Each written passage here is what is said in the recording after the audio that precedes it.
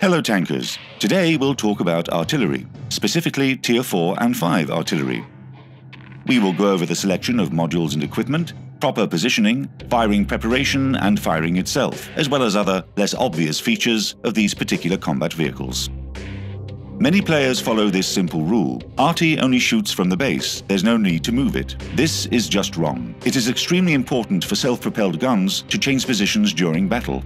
First, the shorter the distance between the SPG and its target, the faster the shell gets there, and therefore the easier it is to hit a moving tank by leading it. This is the easiest way to improve accuracy. Reducing the distance to your target is justified in almost every situation. Second, the choice of unusual positions allows you to shoot places where enemy tanks consider themselves safe from artillery fire. After your first shot, you force them to choose, wait for your next shell, or quickly change their position. Often, this causes the enemy to move into the kill zone of one of your allies. Third, it improves your own lifespan, since if the enemy breaks through to your base, they will not be able to quickly find and kill you. It is essential for an SPG to constantly change position during combat. Remember that. Every shot starts with preparation, namely, with the process of aiming at the target. This should be done correctly. So even when you are aiming at a stationary target, you must leave a buffer of your gun's horizontal arc to both sides of at least the width of the target. This gives your opponent no opportunity to escape from your target area, even if he suddenly changes his direction of travel. It isn't always possible to follow this rule. Different combat situations can force you to use the very edge of the aiming circle for your shot, and disregarding the possible movement of your sights can lead to the expansion of your aiming circle at the most critical time, forcing you to reset for the shot. To avoid this, learn to use the chassis lock function, by default pressing X while aiming. This will protect you from an unplanned change in accuracy. During the battle, artillerymen repeatedly move the camera over nearly the entire map. To speed up this process, you can use this convenient key combination: press Ctrl and then right-click on the minimap, right where you want to look. The camera will instantly travel to this new location, and the SPG will begin to turn until the gun is pointed in the desired direction. There is another technique to control the situation in battle. Suppose you are aiming at a certain spot, but you need to assess the situation on the other flank. For example, there is an enemy indicator, and you do not know who it is and want to see if there is a need for your help. You don't have to interrupt your aiming. You can just use the lock gun function, which is activated by pressing and holding the right mouse button. You can then move the camera to another part of the map, get the necessary information, and return the camera, mouse cursor, and sight to its original position by releasing the right mouse button. These simple techniques will help you increase the speed of your shots, and experience comes with practice, as with anything else. Let's proceed to a more detailed analysis of the features of the Tier 4 and 5 artillery. We'll start with the most important thing: guns. Of all the Tier 4 SPGs, the most unusual one is the German vehicle, Grill, which packs the strongest per shot damage with an impressive 680 hit points per shell. Its advantages are especially noticeable in the higher tier battles, where even Tier 8 heavy tanks should be afraid of this war machine and should seek shelter from its fire. The remaining three representatives from other nations, the Soviet Su-5, the American M7 Priest, and the French AMX 105AM, have lower damage shells capable of inflicting about 400 hit points of damage, but are compensated with a higher rate of fire. These self-propelled guns are more dangerous in low-tier battles, where tank armor is thin and gives poor protection from explosive shells, and a tank's hit points are about equal to an average shell's damage. The Su-5 has several notable flaws. First, it has the shortest range, 600 meters, when all other Tier 4 SPGs are able to fire at a distance of more than 1,000 meters. However, this disadvantage is balanced by a steeper trajectory for its projectiles, which can hit targets behind obstacles that may safely hide vehicles from other self-propelled guns' fire.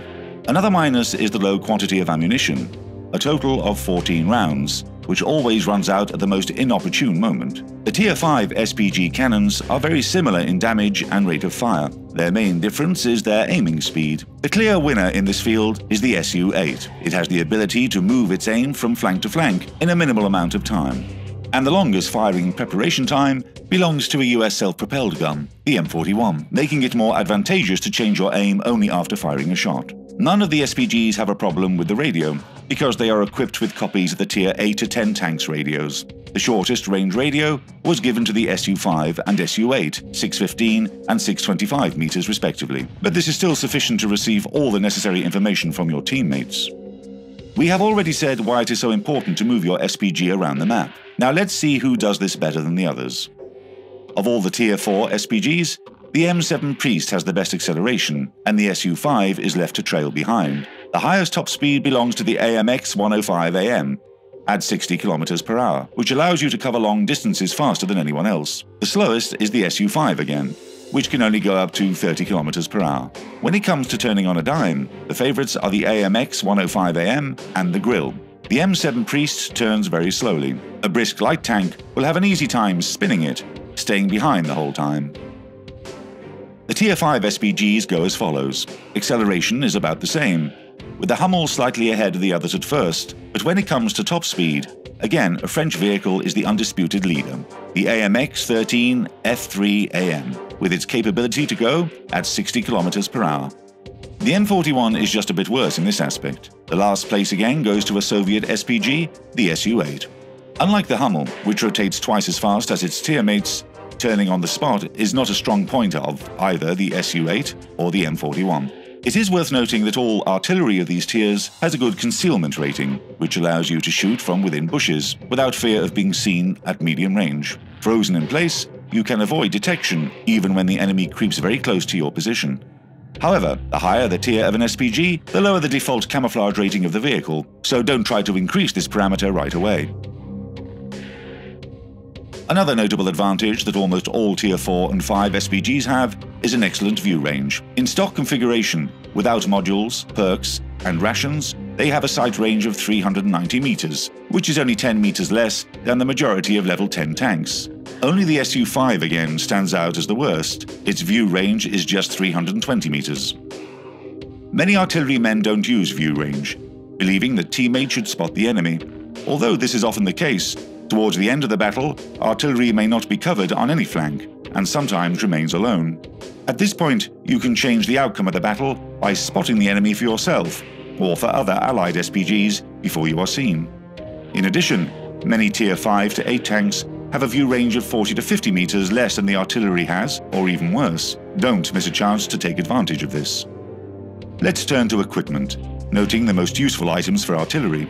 The first slot should be equipped with a rammer, which reduces your reloading time and increases the number of shots you get each minute, while directly helping you to deal some major damage. The second slot should have an enhanced gun laying drive. The rapid aiming allows you to quickly prepare for a shot or transfer your aim to another flank. The third slot causes a lot of controversy among players, but based on the aforementioned benefits of using the view range of the SPG, we offer you one of two options. 1. Coated optics, for a more dynamic style of play when you can spot an enemy tank over a hill or any other cover in a dangerous situation. 2. Binocular telescope is the choice for those who prefer to spot enemy vehicles from behind cover while staying undetected. There is another option which involves a more passive play style. If you're willing to sacrifice the advantage of the view range for a small increase in your camouflage during stops, you should install the camouflage net onto your self-propelled gun. The choice of consumables is quite simple. The first two slots will be occupied with a repair kit and a first aid kit. If you wish to maximize the maneuverability of your vehicle, the third slot should be equipped with oil or gasoline. And if your goal is to earn more credits, then the fire extinguishers would be best. Now, let's choose the skills and perks for the crew. The most important skill for the commander is Sixth Sense. You cannot underestimate its value. You will always know when you are spotted and that it's time to seek cover. The gunner should learn Snapshot, which improves accuracy. Though the SPG has no turret, this skill works with the barrel movement as well. The driver should select one of these: off-road driving for more rapid position changes, or clutch braking, the use of which will prevent the enemy getting behind you at close range. If there is a radio operator, he should have situational awareness. This gives an appreciable increase to your view range. For the loader, the perk Adrenaline Rush can help speed reloading when the vehicle's hit points are low. Another useful perk to have for the whole crew is Brothers in Arms, which gradually improves all of the tank's parameters and, most importantly, reduces reload time. Remember that Brothers in Arms only works when the entire crew has learned it 100%. If you fell in love with the Tier 4 and 5 SPGs, and the crew already has 3 perks, choosing the camouflage skill can significantly improve your survival in combat. So, this is essential for victory. 1. Don't forget to move around the map, taking unconventional positions. Remember that cutting the firing distance is an advantage for a successful hit on the enemy. 2. Properly prepare for the shot. 3. Know the advantages and disadvantages of the vehicle you are using and be able to use them well. We hope that this material has helped you learn the pros and cons of the Tier 4 and 5 SPGs and improves your enjoyment of self-propelled artillery. Until next time.